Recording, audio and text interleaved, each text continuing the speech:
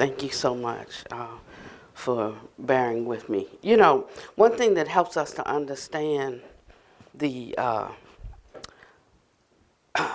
the efficacy of what the Dharma points to is when we are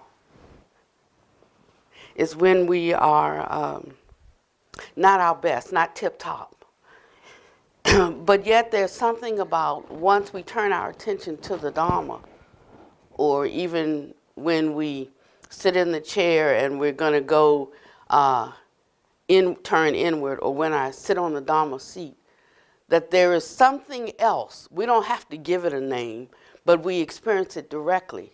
That there is something else that rises up and supersedes that which is ordinary and that which is common. So I could say that within herself, Pannavati, she feels bad. She does not feel good today. But once the Dharma becomes forefront in the mind, then Pannavati just gradually wafts away and ceases to be. Now, this is a strange thing, a strange phenomenon. Like, how do you explain it? What kind of science do you want to give it? It doesn't really matter. It's just whether you experience it and know it to be so for yourself or not. But when you do, then you can say that there is something, even if you don't have a word for it, even if you can't explain the science behind it, and it's a science that is known. Even if you can't, you can still experience it. And so you know something for yourself. So a lot of the things that the Buddha teaches us about and talks to us about can be understood in this way. Later on, somebody gives us some words for how to express it. Later on, somebody explains the science behind it. But, you know, if I already had the experience, I don't really need you to explain the science. That's for you, if you need that to believe it. But for me, I believe it because I have experienced it. It means I have faith in it, I have confidence in it, I can hold on to it, even if somebody says, oh, that's foolishness. And this is how we live our life and how we grow in the Dharma. He kept saying, you know, it can be known, and you must know it directly. So whatever it takes to help us know it directly, that's what's useful for us. I mean, there are a lot of us in here tonight, but this retreat has been posted for at least 6 months, and you missed a great opportunity, you know, to learn a lot of things. It was opened up so you could come to any sitting, any teaching time. And it would be good because sometimes we ask questions, but like that movie, I forget the name of the movie, but it was starring Tom Cruise and somebody else. And he said, you know, I just want the truth. And Tom Cruise said, you can't handle the truth. You know, so he was pointing to the fact that until we have put ourselves in a position through cultivation, that we're not going to even be able to understand the answer. So sometimes he didn't even give the answer. Like every question does not have to be answered. You know, if we think we know something, then we try to go so much into what we know, you know, to try to help somebody else understand. But their capacity to understand is not necessarily dependent on our ability to explain. Their capacity to understand certain things is dependent on their own cultivation. So how much do we cultivate? It's great to come in and hear a Dharma talk for an hour, 3 days a week, get our little high, and then we go off, but it doesn't last. We can't hold on to it. We can't even understand what it meant. Because the personal cultivation, that which allows us to know something directly, has not been developed. And so I was reading last night when I was preparing for the Dharma talk. A thought came up in the mind, and you know, I just love Google. I mean, a lot of times the questions that people ask, they can just Google that because it's just going to be an external answer from me or from Google, you know. And then you're still going to have to decide what that means to you, how you break it down, how you filter it, how you understand the linguistics, the words, what those things point to. And a lot of it is unconscious pointing that it triggers something or some way of looking at something based on your culture, based on how you live and how you think about things. It can be totally, totally wrong or totally inadequate or looking, in the wrong place or majoring on the minors. But, this is the process of learning and the process of unpacking, and then the great joy of discovering something for yourself. So I was reading in the Samyutta Nikaya. I'm feeling better already. In the Samyutta Nikaya, in Sutta, the reference is 44:10, right, Panyati? Okay. It said, then the wanderer, Vachagata, went to the Blessed One and on arrival exchanged courteous greetings with him. And after, did I exchange courteous greetings with you? I'm so glad to see all of you. I really wanted to come out today because I've been away, I don't know, 4 weeks or something like that. And I really have missed you. You were out so long when you're like just wanting to go home, because when you're home, you want to go somewhere. But when then you just really start missing your peeps that you just wanted to be in a different place for a minute, but then the time goes too long. And so I've been thinking and I wanted to come home. So I'm glad to see all of you here today. Maybe I don't do that often enough. I'll work on that. Then the wanderer Vachagata went to the Blessed One and on arrival exchanged courteous greetings with him. And after an exchange of friendly greetings and courtesies, he sat to one side. And as he was sitting there, he asked the Blessed One, now then, Master Gotama, is there a self? And when this was said, the Blessed One was silent. Then is there no self? And a second time, the Blessed One was silent. Then Vachagata, the wanderer, got up from his seat and he left. Then not long after Vachagata, the wanderer, had left, Venerable Ananda said to the Blessed One, why, Lord, did the Blessed One not answer when asked a question by Vachagata, the wanderer? Ananda, if I, being asked by Vachagata, the wanderer, if there is a self, were to answer that there is a self, that would be conforming with those contemplatives and Brahmins who are exponents of eternalism, the view that there is an eternal, unchanging soul.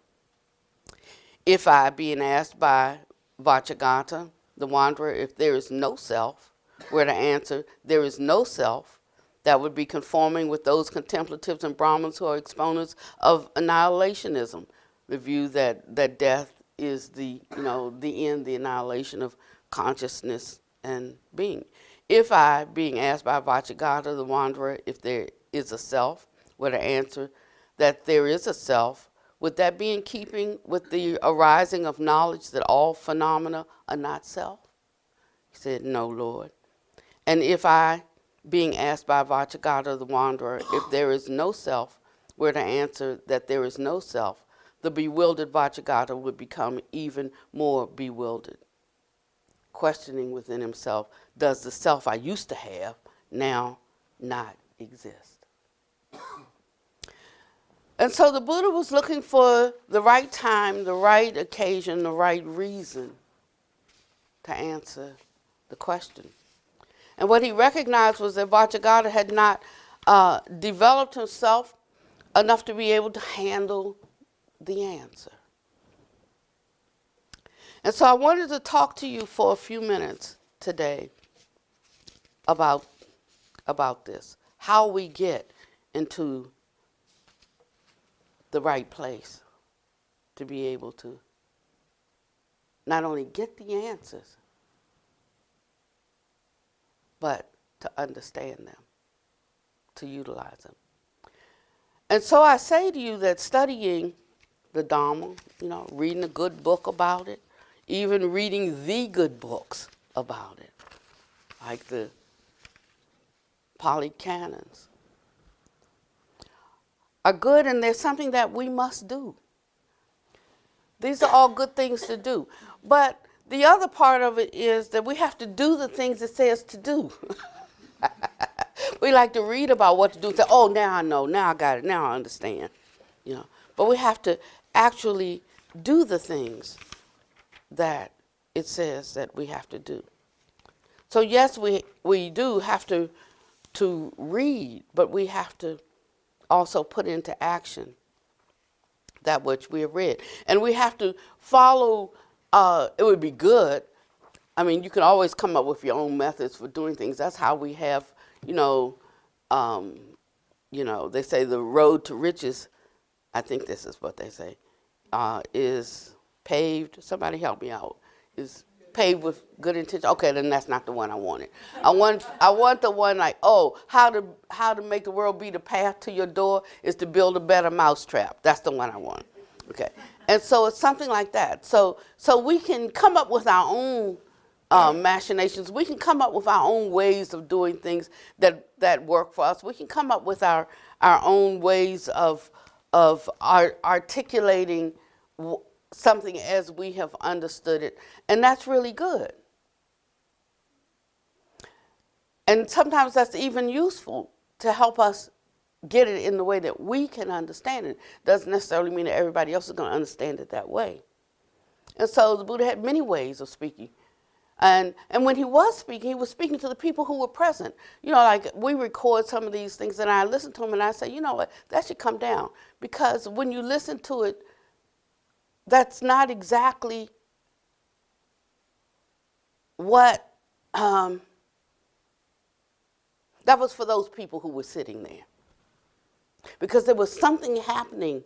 It might have to do with these theories or this science about an object being observed. I don't know. But it was knowing what those minds needed to hear at that moment and giving that. You come back and read it later, it's good reading. You come back and you hear it later, it's good hearing. But the power of it, the dynamic, the dunamis of it was in that moment, minds meeting minds. The rest is still good, but it's not exactly, in other words, that wasn't for you. You just happened to be a recipient of it because somebody preserved it. It's kind of like that. And that's one reason why when the Buddha was here, so much could be instantly apprehended. Because that spark that was there in Christianity, they call it the Rhema, the living word, as opposed to the Logos, the eternal word forever settled. Right? It was the Rhema, the Rhema, the living word, that which was spoken in season at the right time, all the conditions being right for the person to hear, to see, to understand. And it allowed the capacity to uproot ignorance, resistance, and it just dropped right in. It put them in remembrance, just the ones who were present, in remembrance of what their great wish was. It's when they had derailed, put them back on the path. There's a Chan chant. And I used to love that chant because I was always derailing. I still derail, but not always derailing now, And the chant at the end would say, get back on the path. So every time I do something, instead of flagellating myself, I can look at it because the exhortation of the Dharma is just get back on the path. It's not, you're so bad. It's just get back on the path. And if you don't know what the path is, then you have to go to someone who knows the path and inquire. And they will point. They can't put you on the path, but they can say, go in that direction.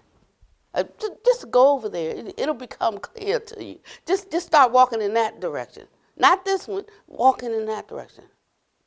Not this one. You could go this one and you might come around ultimately to it, But quick path is go that way.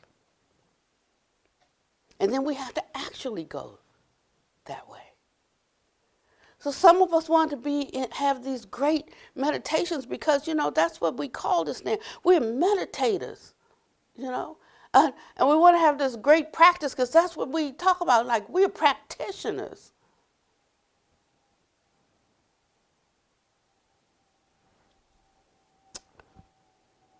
But we meditate for a reason. There is a particular result that should emerge. And we practice for a reason. I say a lot of times we should get rid of that word practitioner, because it's great to practice, but at some point you want to really get out in the game. Well, the game is our day-to-day life. How do we do there? If we don't do well there, then we know that our practice is good for nothing. And so it's important to have these kinds of runners. Here's the thing about practice. You can get as hurt in practice as you can in playing the real game. Now, if you tiptoe around each other in practice, when you get in the real game, you're going to lose. But you have to have those encounters in practice. I mean, that's what practice is. And if you don't do that, you're not fit to be called into the game. If you've been tiptoeing around, dodging, tuck and roll, but the one who has had his mettle tested, the one who is, I remember when I met Pannavati, and this was before we became monastics. We both had a couple of decades in the martial arts in two different schools and different places. We lived in the same city, but somehow in all the tournaments we all went to, we never ran into each other. And back in that time, the kung fuers, they looked so pretty, like they were in their red silks with their sashes and all that. And they did katas, but they didn't fight. Well, I came from a ghetto school, and we fought. And so I'm thinking, them kung fu people, that's just in the movies, like, they don't really have it. And that was in my mind for almost 20 years, right? So 20 years later, I meet Pannavati. We're both now in some kind of healing circles and stuff like that. And which we had to give up to study with our teacher, because he said, if you think you're a healer, you're all in the self. You got to give that up.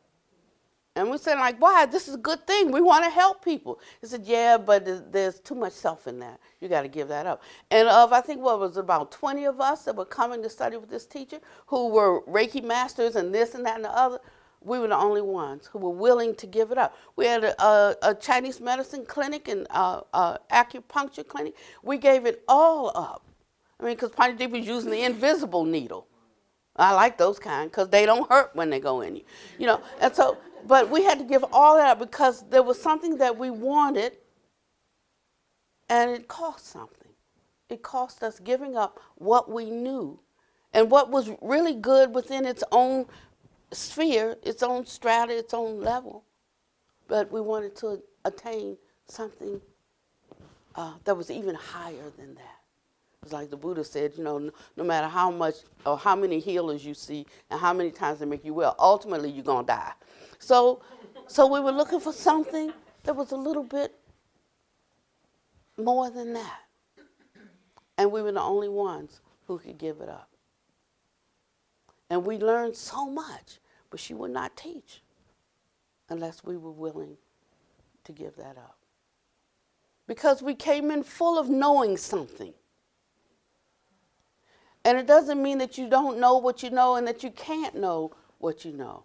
But sometimes something has to be set aside to be able to have a clear view to investigate something else. Then after you get this, you can look at that and see, I should keep this, and let the rest go. That's how we grow incrementally. That's how we improve. That's an ordinary thing. That's a worldly thing. Step up on that even to try to grasp these super mundane understandings. If we just followed the way we do in the worldly way. it's like it's as much as one thing I hate about going to, if it's true, I believe it's true, so maybe that's why it affects me a certain way. But I hate going to the emergency room because I think that's where all the residents are. Resident is not the same thing to me as doctor. That means that I've done all my studies and now I'm testing it out. I'm experimenting. That's not the same thing to me, you know. So I usually say, that's okay. I'll just wait and go see my doctor tomorrow. But it's something like that, you know. So there's no way to avoid having to go through the exercise of testing our mettle, even when we, you know, we're at the beginning stages. But then we just can't stay at the beginning stages, you know. And we have to have the courage to put into effect what we already know. Even when we're scared that we might not know it well enough. You know, when we're coming up against a trial or a test or, you know, an experience that we don't have experience with. Now it comes out. Have I practiced well? You know, because, you know, practice doesn't make perfect. Perfect practice makes perfect. Have I practiced well? And you can't just ask that question at the end. You have to ask it every step of the way.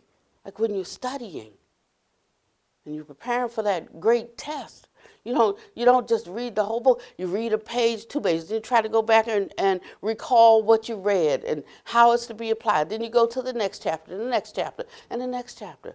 So I have to be constantly reviewing, constantly checking, constantly, you know, working through the exercises. And in the beginning, we may not do so well. That's when it's good to have good friends in the Dharma. It's like, she's just working on her stuff. And instead of getting so upset, so angry, you know, just becoming more long-suffering. You know. And you do the best you can. Some have this much patience.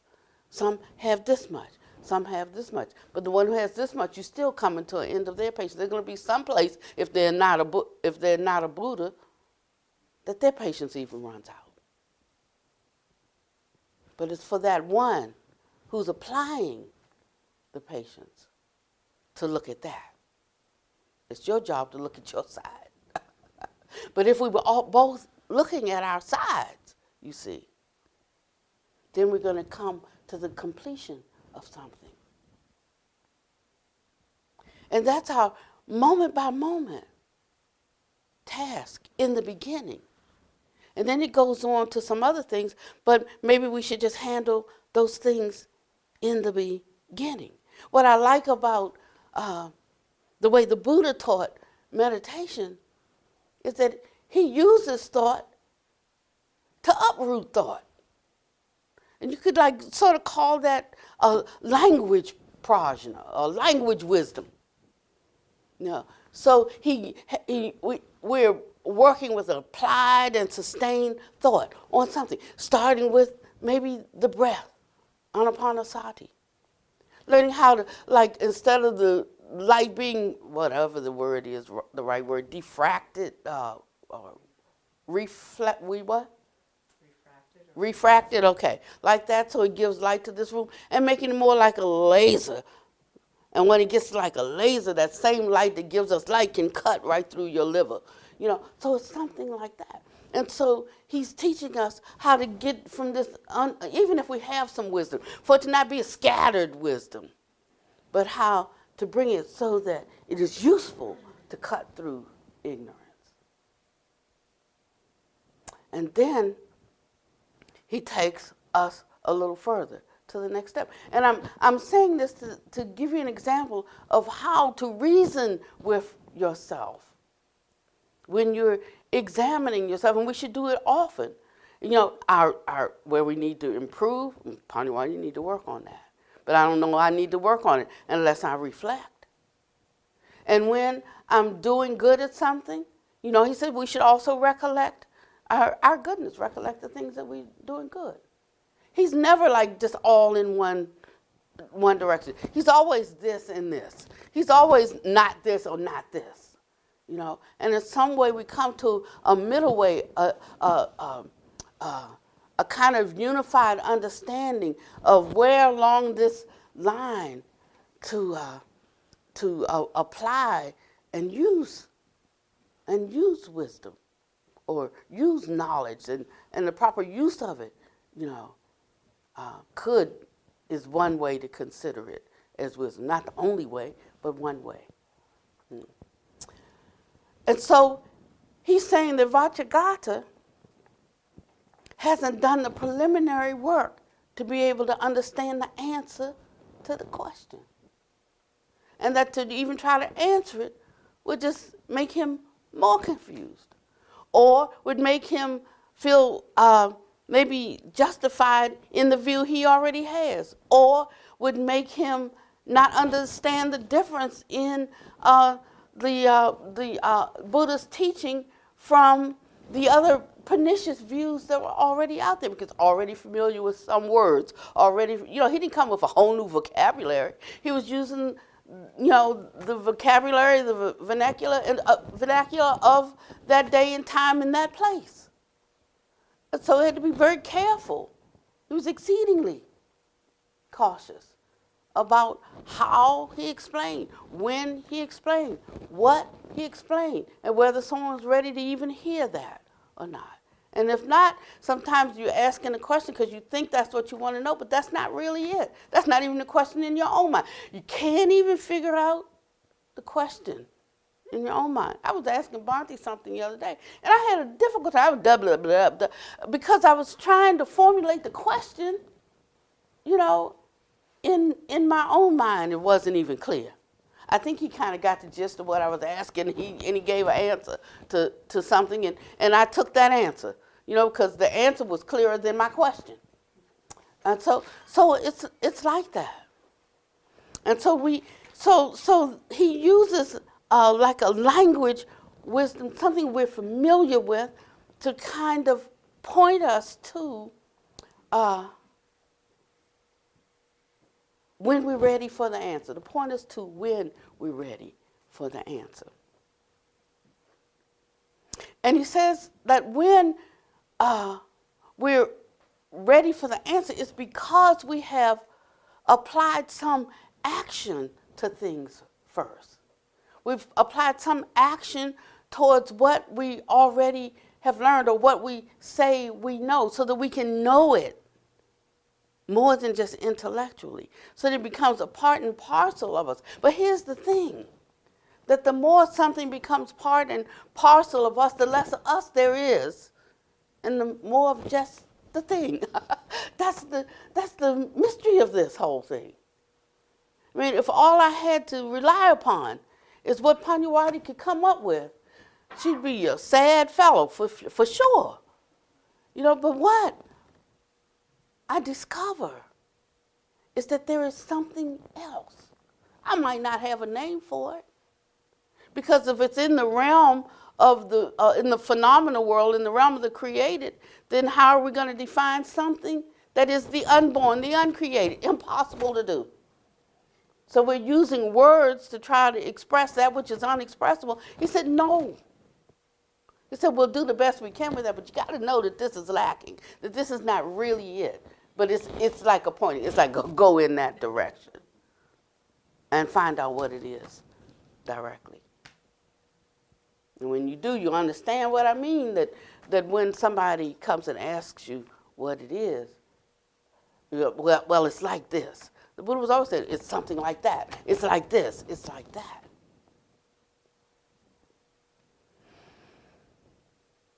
So today, I didn't even get to the Dharma talk. So I'll do it next time I talk. Because I was just trying to lay the preliminary, the ground, dig up the ground. It's like when you're planting something, you can't just throw, well, I have thrown the seeds on the ground and expect something to come up. Most of it gets washed away, or critters eat it, or it just doesn't take root, doesn't have the shifting of the light and the dark. It's not in the soil in a way that it can take root. And he teaches us that we should cultivate and develop preliminary practices so that when we get to the practice, the real practice, we're ready for it. And that when the answer comes, or the good friend in the Dharma comes with the answers that we can receive and we can understand. That means you never know when it's coming. So we have to always be on our game. I travel a lot teaching all over the country, and a lot of times I'll ask them, what do you want me to teach on? They say, like, what's your title? And the class or the retreat's a year away. I'm like, just make up something. And whatever you come up with, I will talk about that in the course of the retreat, because I don't really know. But as the time draws closer and closer, and even sometimes it's just when I am departing on that flight to go to that place, it starts to come to me, what they need. And then I look at whatever they wrote for whatever I was going to be teaching on that week, and I figure out how to give them some of that too, and give them what has come up for me as what would be useful for them. And in this way, neither of us are ever disappointed. But sometimes when I think I know what somebody needs, Pannavati, I know what they need this, then we both can be disappointed. That's why I can understand something about non-self, because there's something beyond just Pannavati present. I won't say where, I won't say whether in the body or out of the body, because that's just blah, blah, blah. What does that really mean? It means something to me. It might not mean anything to you. So no need to try to say you get what I mean, But I, for myself, know that it's not Pannavati and not Pannavati. Just on whatever level I can get that. And that direct understanding continues to deepen. And whether she can ever explain it to you, the fact that when she inherits the prize, she will know she has it. When the Buddha was first enlightened, he went down the street and stopped the first person he saw and said, I'm enlightened. They said, yeah. No. It didn't mean that he wasn't. It just meant that the other person, couldn't apprehend what that meant. Then he went back to his 5 ascetic friends and told them he was. They weren't even talking to him. He said he's given up the path because he's gone to eating and drinking. They were down. I think the Buddha said he was down to 1 grain of rice a day. He could touch his belly and feel his spine. Such was his asceticism. But his asceticism didn't free him. It doesn't mean that we don't undertake practices. Some people need more than others. I'm one that, I don't know, either I had a fortunate rebirth last time because I'm of like a greedy temperament. You got to know. I like things. I'm of a faithful temperament. I like not only things, but I like virtuous things.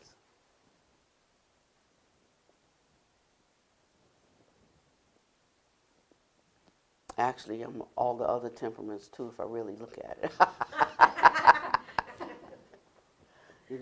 But whichever one pops up, like whack-a-mole, when this one pops up, work on that. When this pops up, work on that. Otherwise we'll miss some spots. And that's how we do this. So every day is a good day for me because I can play whack-a-mole every day.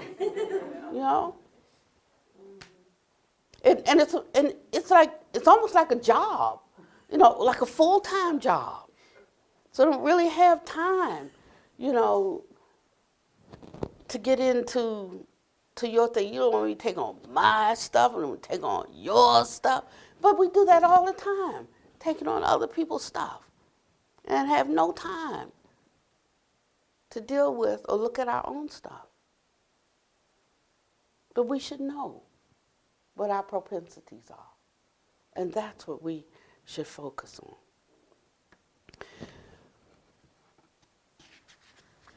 So this went entirely different from what I thought.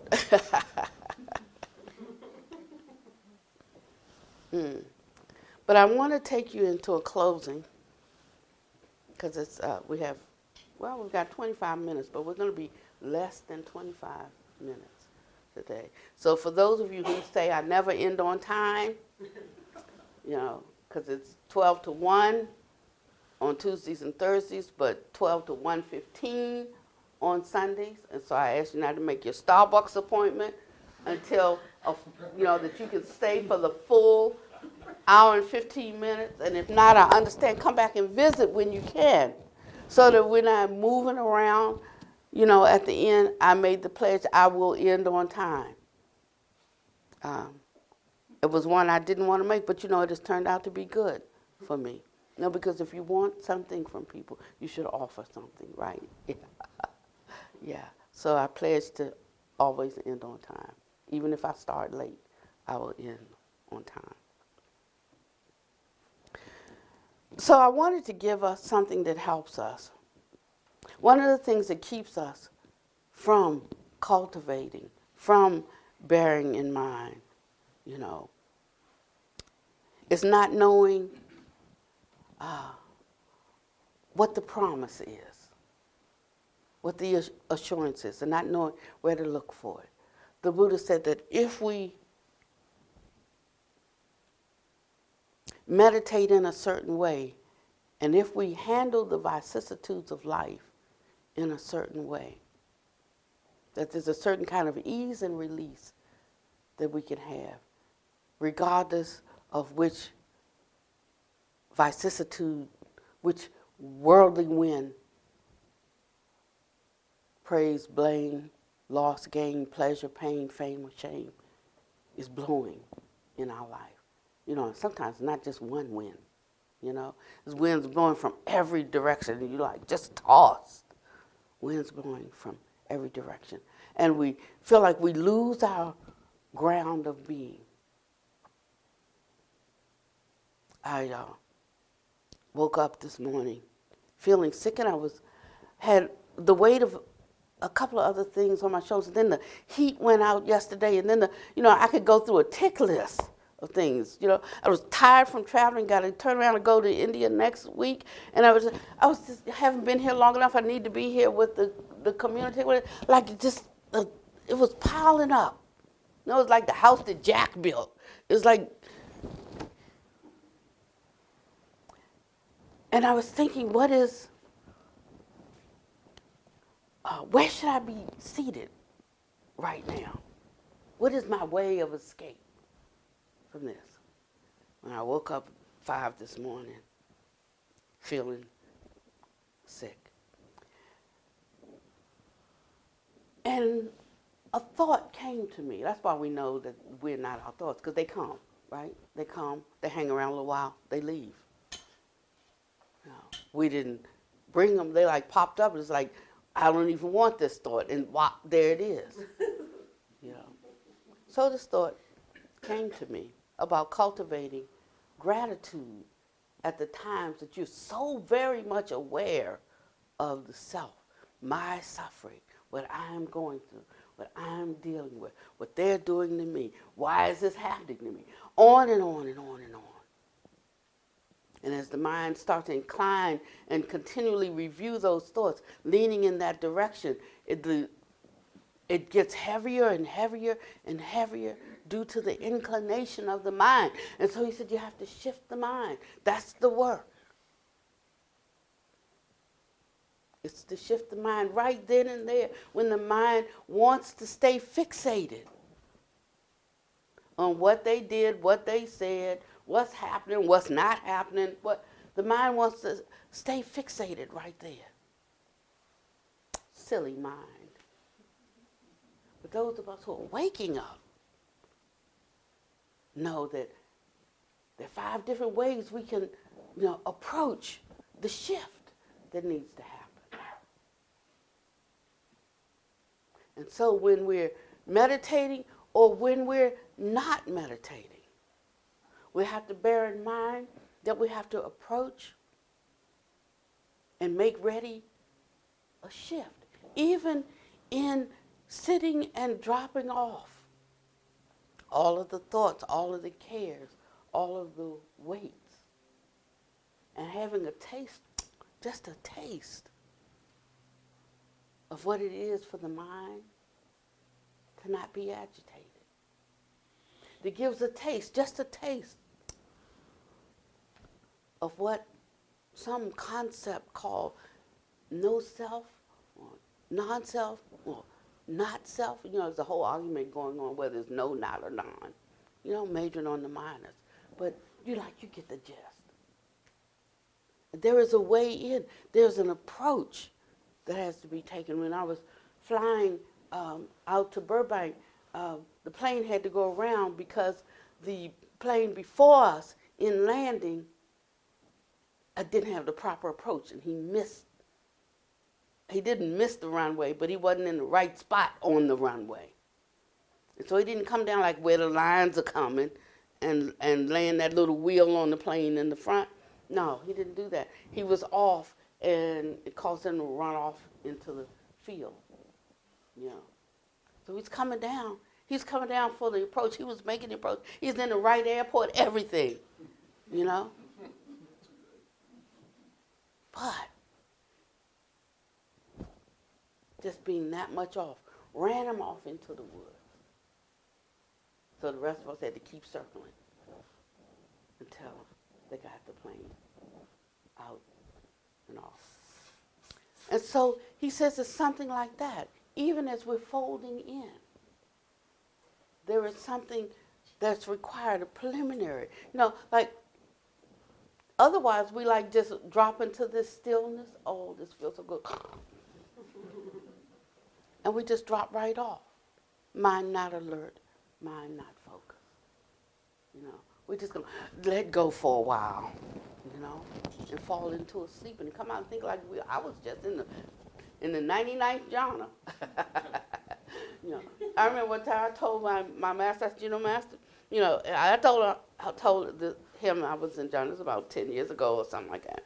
He said, yeah, well, none of us could get anywhere because all we could hear was the celebration of your jhana. But I thought I was there because it was short blanket, was nothing, and I sat on my pillow, dropped right down. And I said, really? I said, but I've been doing this for years. He said, yeah.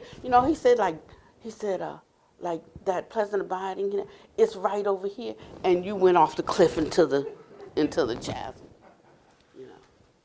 And I said, well, why is that? He said, you need to know the reason for that. And I realized that I didn't have the right amount of energy and, fell off. Sometimes I was doing it and, the mind was running off, and I'm talking about the monkey mind because somebody told us about the monkey mind. So that's we all talk about the monkey mind, But it's not really that there's this monkey mind in the way we see. Now, if that's helped you, just stay with monkey mind. But it didn't help me. But when I realized that my resolve wasn't sure, my determination, my arousal for energy, my interest in my meditation object was not firm and unwavering. Like the mind just got bored. What do we do with this? Let's go looking for something else. And the mind does what the mind does. It goes and it looks for things. Interesting. So, but when I realized that for me, then I learned how to arouse more attention on the object. How to really examine it, how to really be there with it. And then the mind stayed fixed there. Didn't run all over the place then. The interest was there. The effort was there. The energy was there.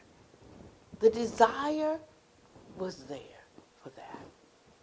And so this is this thing about examining oneself, taking a little bit of the Dharma that I have received and then actually mixing it in, like yeast into the flour to make it rise. And in the beginning, we think that this is the yucky part. We just want the answer, the cure, whatever, But after a while, this begins to be a precious part of the whole journey. How I got over. How I brought myself out of something.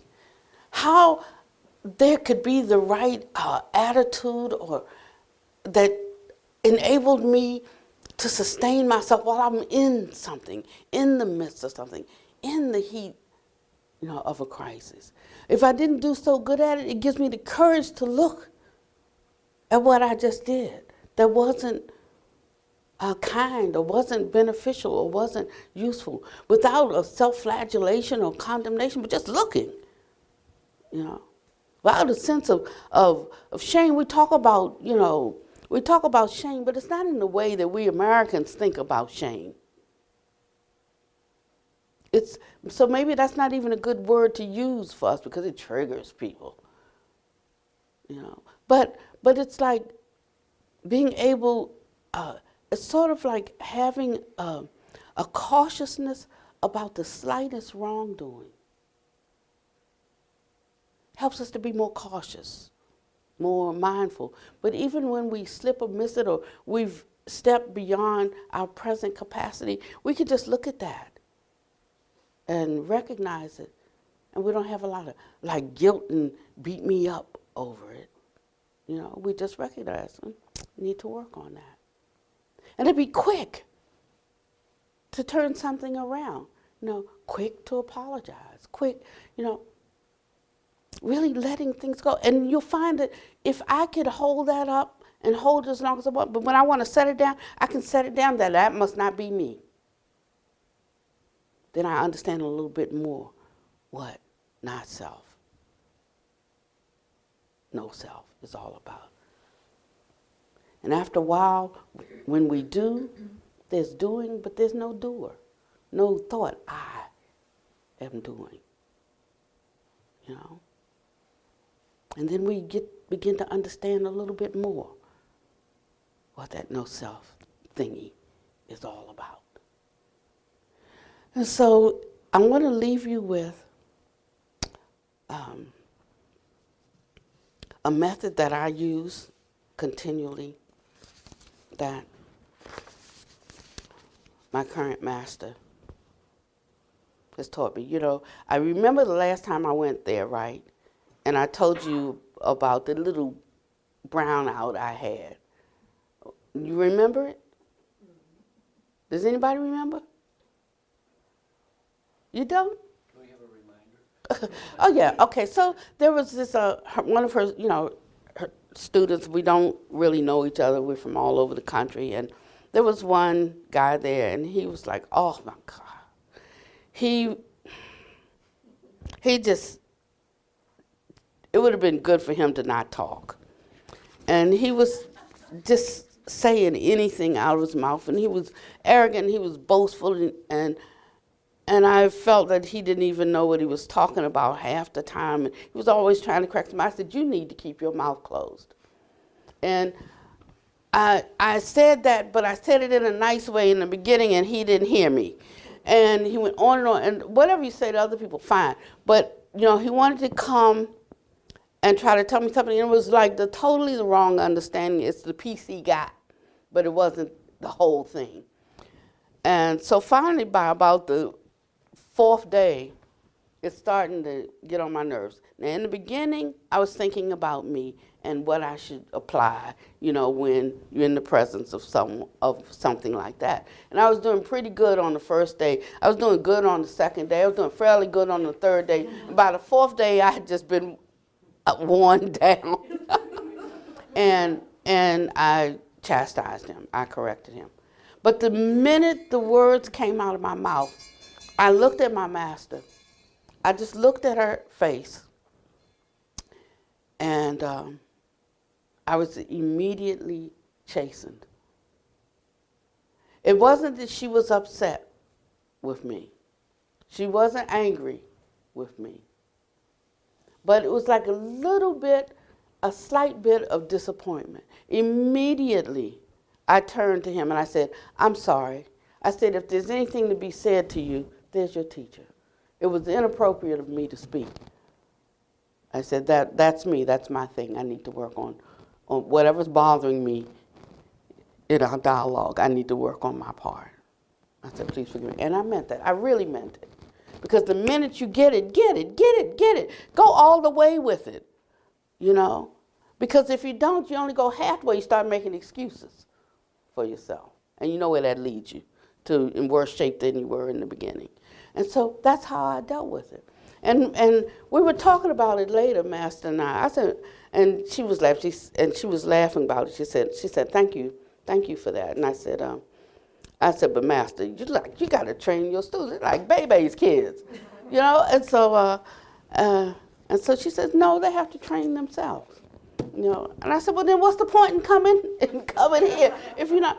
She said, I just have them come here and I do a checkup every once in a while to see how they're doing, And so I said, okay, well, I can't fly out there for a checkup.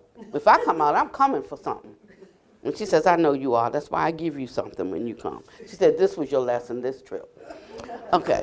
So now here I go back out here again. That was just 3 months ago, right? I go out there again. I got it down. Nobody's going to bother me. Now, I get right there. Oh, my goodness. There's a woman. And the first thing she started doing was talking about the Chinese nun who cooks. She cooks, she cleans, she does everything. She's always working the whole time because she doesn't speak English. So the only thing she can do is listen to Buddha Master's tapes in Chinese while we're doing everything in English with his disciple who's my master. And so she's working all the time. But really, but until we get confronted with certain things, you have to earn your mastery there. I mean, we can sit up on a mountaintop where ain't nobody bothering us and we can thy kingdom come. But when we get back down here with people who have their thing, our thing that wasn't rattled gets put to the test. And that's how life is, And that's how we find our defilements. And then we have to have the courage to work through them. So one thing that I'm working on right now is self and others are equal, When there's a conflict between myself and with others, to tamp down, to rid myself of my own of a disparaging mentality, considering others as myself. I know how hard I work at things and how yet sometimes I don't do my best. Sometimes when I'm seeing what's not someone else's best, could I consider, but how hard they work at it, even when sometimes they don't measure up. I should understand that because I'm like that. And in that moment, it helps to give them the grace. Doesn't work 100% of the time, but keep practicing. Perfect practice makes perfect. Yeah? But we have to think in that way. And we have to touch it like that.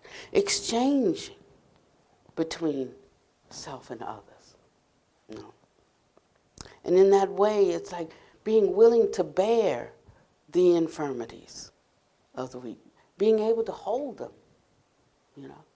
Because there's somebody that I want to bear my weaknesses, bearing it in the sense not of taking it on, but to be able to tolerate me, you know, to be able to give me the benefit of the doubt, to be able, you know, something like that. Benefit others before self. I work on. When other living beings are suffering, can I give up what I want to do, what I want to have, you know, to do what they want to do, to provide what they need? And you can judge yourself. Some of these things I do good at, some of them I don't, you know. But work at the ones that I do good at and work harder at the ones that I don't. Something about dedicating merit for what you do. You know, then you just start doing it because it needs to be done. Not to be appreciated, you know, not to show that you can do it. No thought of I am doing.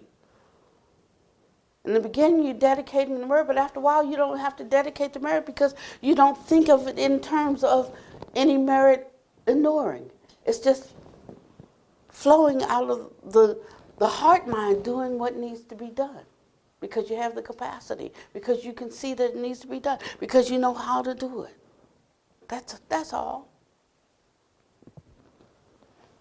Fearlessly protecting the Dharma means not excusing myself,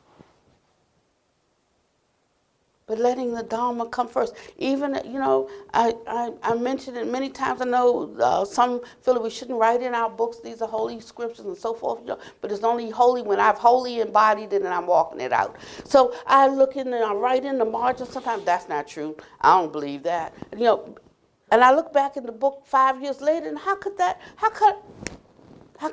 have not seen that or understood that? You know?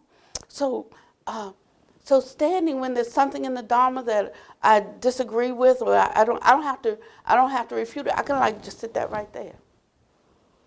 You know, I don't have to accept your explanation of what it means. I need to come to an understanding of what it means to me. So if I disagree with that, I can just sit that right there. Later on, I might agree, I might not. And some people only got to hear the Buddha give one discourse.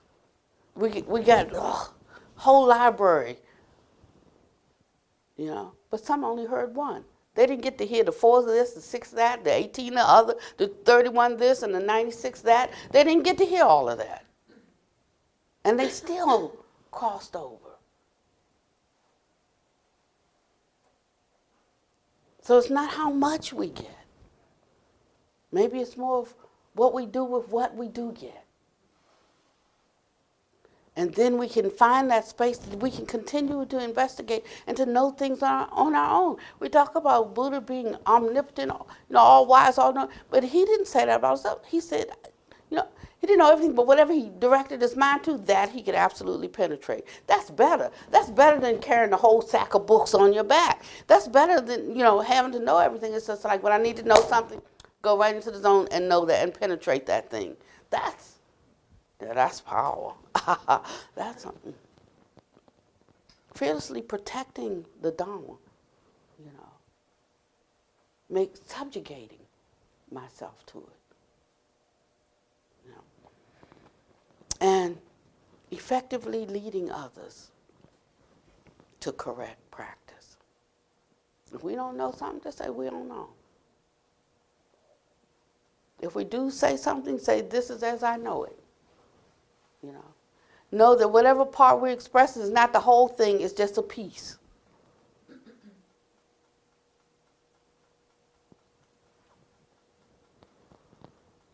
And then we can get to that place of renouncing self. So incrementally, step by step, we're all moving towards realization. but only when we're cultivated.